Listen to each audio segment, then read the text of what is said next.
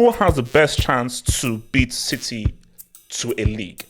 Not just challenge, beat them to win. I feel it is Liverpool. All freaking positions. He is one of the greatest Premier League players of all time. There is nobody better at what Rodri does in the world than Rodri right now. You have to be more than perfect. You have to be more perfect than perfect. You have to be.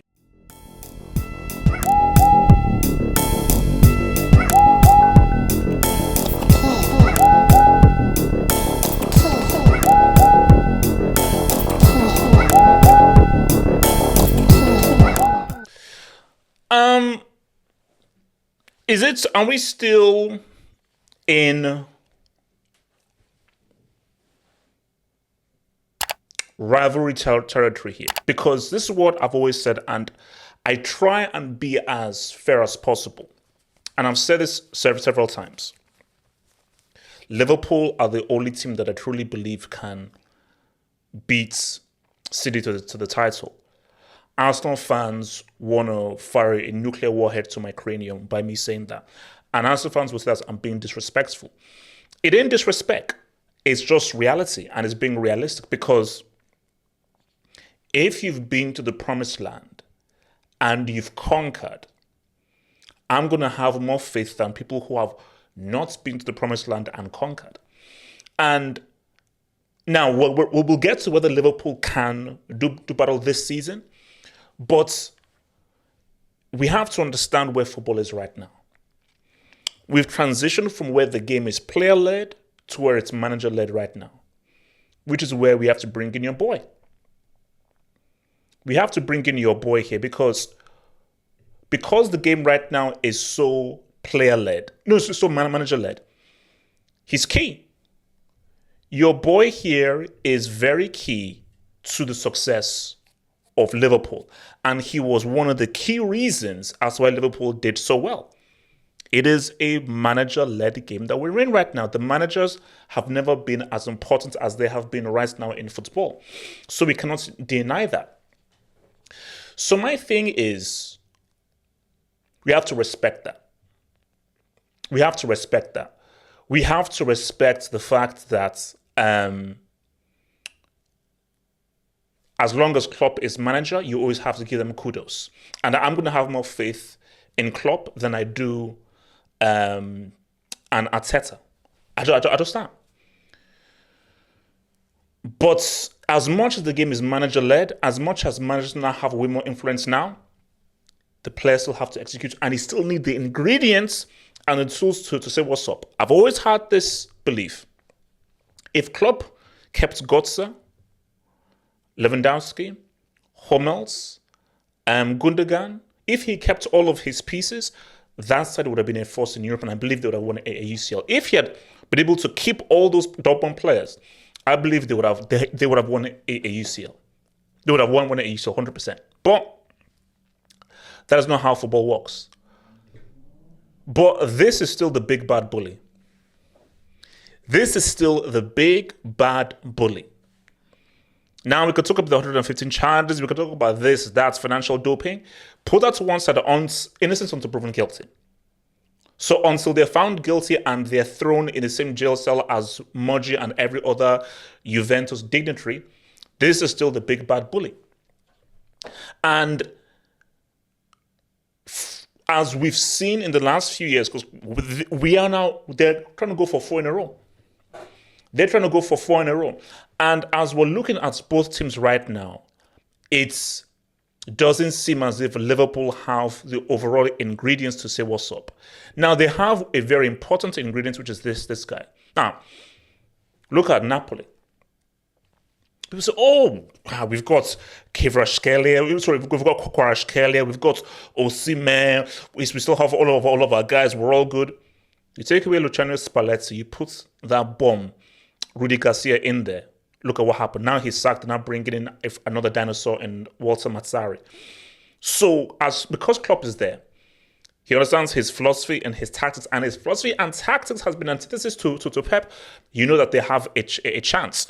But the issue is, how much do they miss by not having Mane? How much do they miss by not having the firm? How much do they miss by not having Wijnaldum? How much do they miss by not having a fully fit Van Dijk, who almost had his kneecap replaced, displaced, cultured, recultured, devalued, and interrogated by one Jordan Pickford? So how do these things affect Liverpool? So, but that's why I'm in two minds here. I'm like, the defense, Mane, specific players, what they wear. The team is not as good as that team that went to 2 UCL finals and took City to win a point of winning the league. But at the same time, they've had a pretty good start now. They've had a pretty good start. And still, if you were, and people may praise me, who has the best chance to beat City to a league? Not just challenge, beat them to win. I feel it is Liverpool. Not just challenge. I'm not here to challenge or to try. Okay, shout your boy. I'm here to freaking do. So, it's going to take a lot to beat this guy.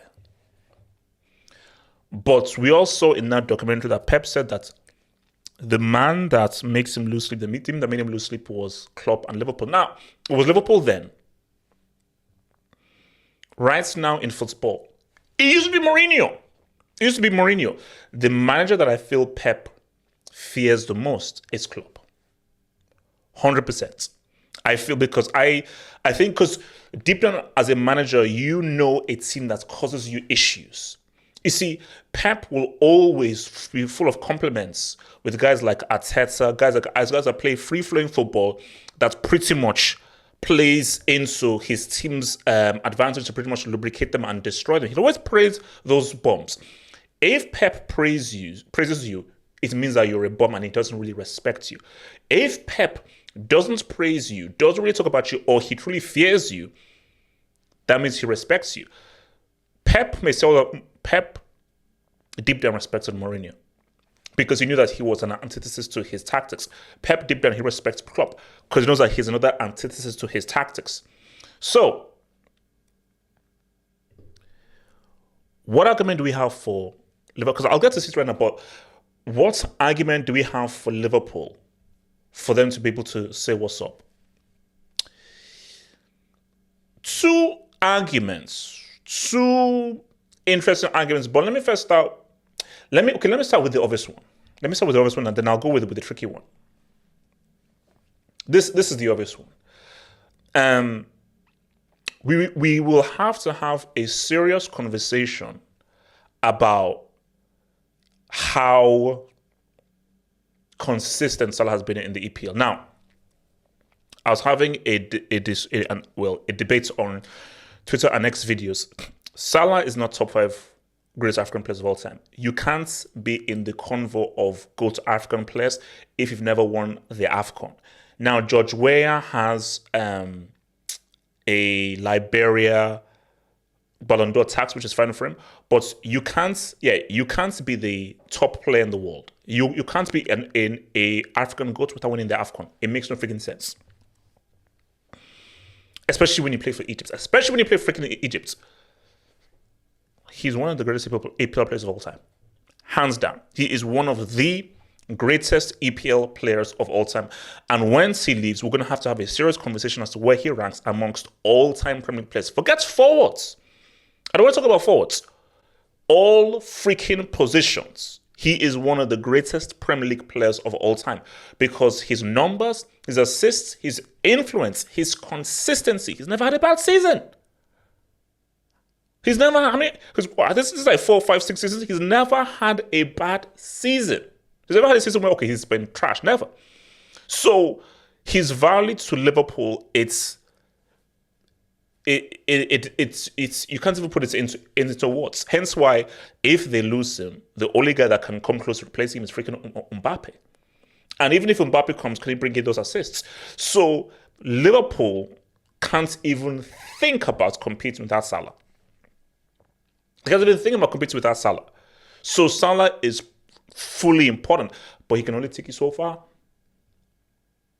Do Liverpool win that league title without Sadio Mane's goals? Salah was key. He was key. Do the math. So Mane's goals won Liverpool the most points in that league-winning season. So everybody plays a role, and Salah plays a very important role, but not the only role. Which brings me to Exhibit B.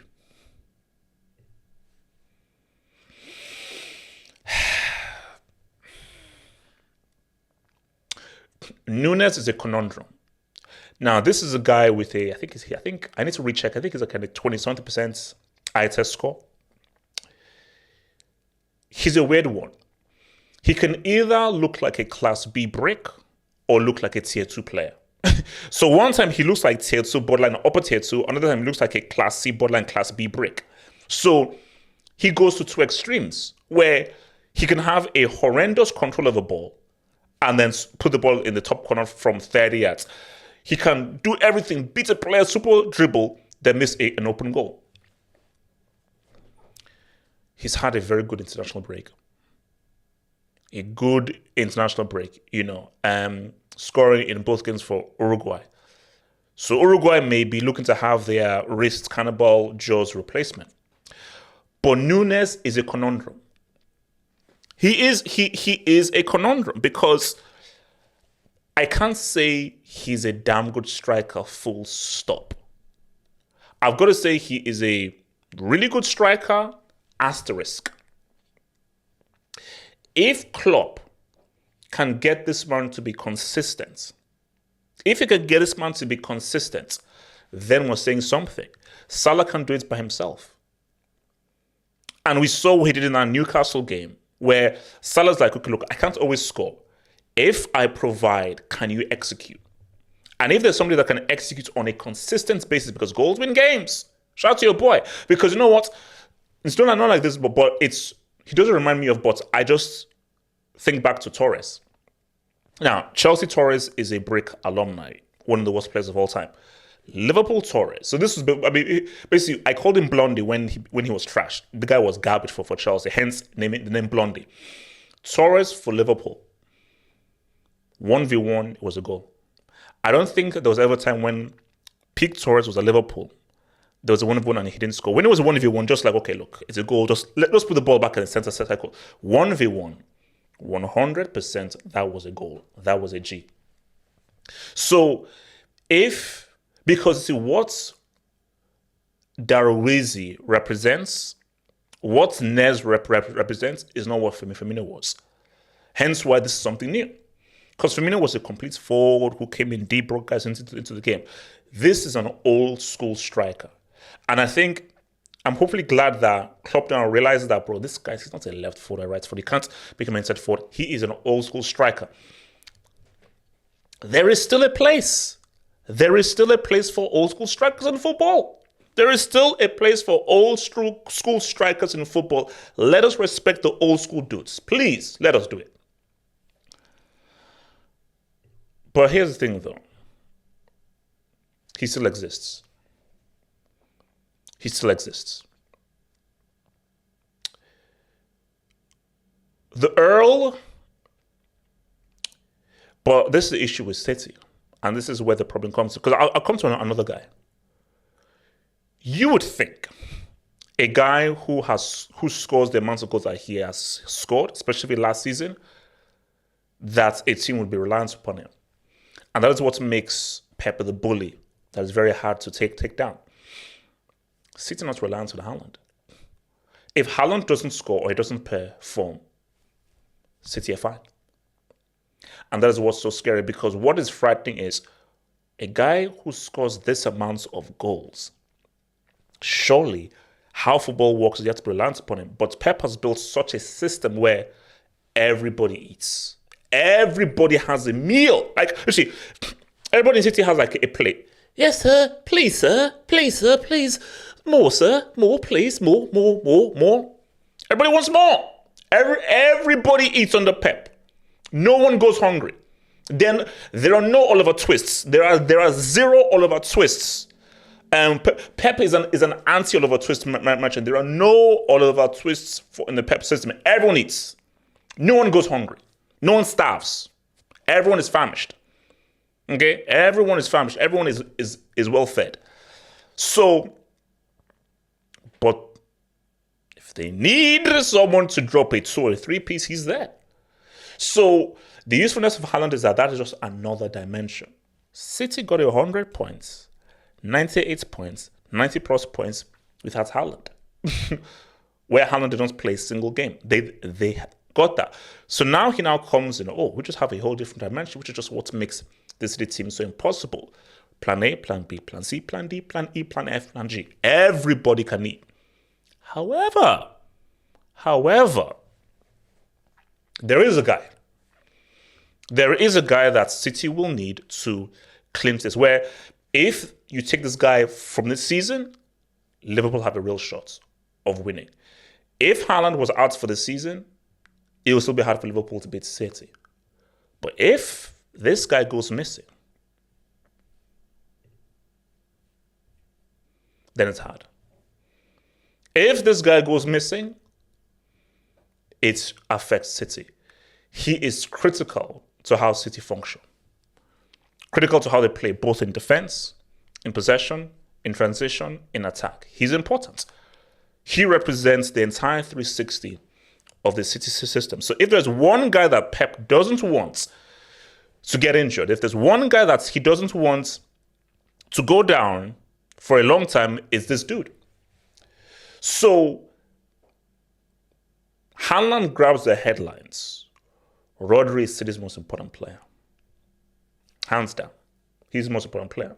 For Haaland to receive the ball and to receive chances, because he can't create goals by himself, he needs Rodri to feed him. He ain't a Neymar. He ain't a freaking Messi. He ain't a Romario. He ain't a Hazard, where these guys can conjure up magic by themselves. He needs a Rodri to be the base of the system to set him up and set the situations for him to now set up. So Rodri is fully important.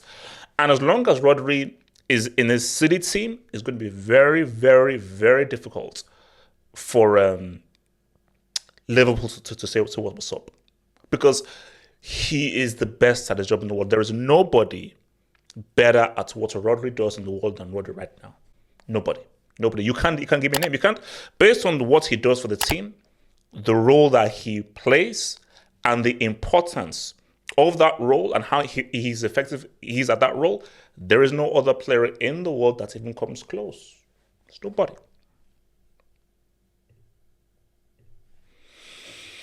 How do you beat the big bully? It's going to be hard. It's going to be hard. I would love, as a football fan, a guy viewing, I would love a genuine title challenge. I would love it. But it is hard for me to make an argument for Liverpool, But my thing though is, if David was like, bro, Goliath is too tall, he's too strong, too much muscles, don't point, then David would never beat Goliath. So David was like, I get it. I'm way shorter. I shouldn't even be in the same category as this dude because Goliath has everything going for him. But I believe. So, what's it called? Like freaking catapult, stone, like Bart Simpson sacks. Did you do like a Bart Simpson, like slingshots? So, they did a slingshot. Klopp, your boy, needs a slingshot. Klopp needs his own slingshot,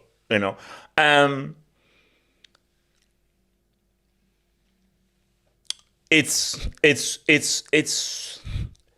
squads win leagues. Squads win leagues. Does Klopp have the squad? Does he have the personnel? Does he have the guys to come in and say what's up? No. But you can get lucky. You could get lucky. But it would be an incredible feat for Klopp to win this league ahead of City, because I feel they just have a vastly inferior squad to City. And I feel like over 38 games, I just don't know whether they can outlast them. I don't know whether this Klopp team, Liverpool team, can get 90 plus points. And I do see this City team getting 90 plus points. They may not, but I do believe that they would. But my thing, though, is you have to just take it a game at a time. A game at a time. Nobody last year gave Arsenal a chance. Before the start of last season, who had Arsenal competing? Who had Arsenal getting those amount of points by Christmas? But game on the time. Because the thing about the league is you don't need to beat that team that's going up against. You don't need to. It just depends on how the cookie crumbles. Because teams can win by 10 points. And hey, I lost to the team in second twice. Didn't United beat City all those times when Ole was in charge? Who won the league? But as we've seen with these two guys twice, it's gone to a point. So they do know that maybe these games do matter when we meet each other, both at the Etihad and at Anfield.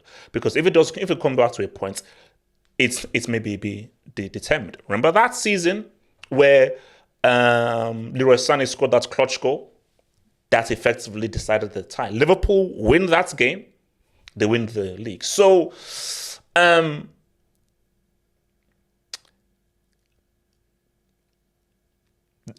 face value, I don't see Liverpool competing or being able to do this. But football strings so surprising. I know Klopp and Liverpool can do is just win. Take each game at a time. And when you're going up against the big bad bully, you can't afford any mistakes. You can't afford any mistakes. Arsenal had it in their hands. And Arsenal were foolish enough just to give it away. Like the Red Hot Chili Peppers. So you can't afford to give it away. You have to be more than perfect. You have to be more perfect than perfect. You have to be. Because this is the greatest Premier League team of all time. This dynasty that Pep has built, it is the greatest thing that the Premier League's ever seen. I'm sorry. Like, Fergie was amazing. And I think that Fergie did more with less. That's what I'm going to give Fergie over Pep. I'm going to give Fergie longevity for now. But what he will always have over Pep, always, is Fergie did more with less. Like, Pep couldn't win with what Fergie had, especially that young team. No way. Impossible. But in terms of just in a vacuum, this is the greatest dynasty of all time. And these guys are a beast, and I feel that Pep knows that he has a stranglehold on the EPL. And he is very far ahead from everyone else. But again, football is football. Football isn't played by stats, past the data, players you have, talents you have, your retweets, social media posts, agendas, narratives. Football is played on the pitch. And it's about execute, week to week, which is what Pep is excellent at. They know how to go on a 10, 15, 20 game winning run. So they know that, okay, once we put our foot on the pedal, we know how to be supremely perfect. Supremely. So the question for Klopp is, can you, with this team, extract that incredible perfection that we know you've done in the past? So, yes, you need the players, but this is still a manager-led game. And to circle back, it's going to be hard, it's going to be difficult, but Klopp has the ability. He has the managerial ability to do this. So it's just about, will he get lucky with the injuries? And will he get lucky with the consistent performances? Can he destroy Charles Darwin and give birth to Darwizi, aka El Nez? Can Lars say what's up? Can the defense hold up? Can Van Dijk hold that defense together? Can Szoboszlai and McAllister really up their game on a consistent basis? Because if that's going to happen, because again, if it's Arsenal and City for the title, I just do not have faith in Arsenal. I just don't. Arsenal are a very good team. They're a damn good team. I just don't have faith in Arsenal or Arteta. I just don't. I will always have faith on guys who've been there. If it's Liverpool and City at the title, we've been here before. Now, City have been the better, and this ain't no rivalry. Let me be very clear. This is not a rivalry because City have gotten the best of Liverpool. But if it's City and Liverpool fighting for the title, at least I know that there is a chance for Liverpool to say what's up, because they have said what's up once and they've gotten to a point, which is much better than what Arsenal have done. So Liverpool's resume of competing with City is way better than Arsenal's have. So when I look at the entire resume of Liverpool, they've done that. So let's get it on. Because I want to see an exciting title race. Because what we don't want is for this race to be over by February. And my fear is if Liverpool and Arsenal, but especially Liverpool, don't up their game, this league could be over by February or March. And that's because if this league is over by February or March and City win by 10, 15, 16 points, and in effect now is their fourth in a row, do we call it the Fish and Chips League? Check out the new updated official websites at halfhopefootballhut.com. And remember to check for the daily Player of the Day videos.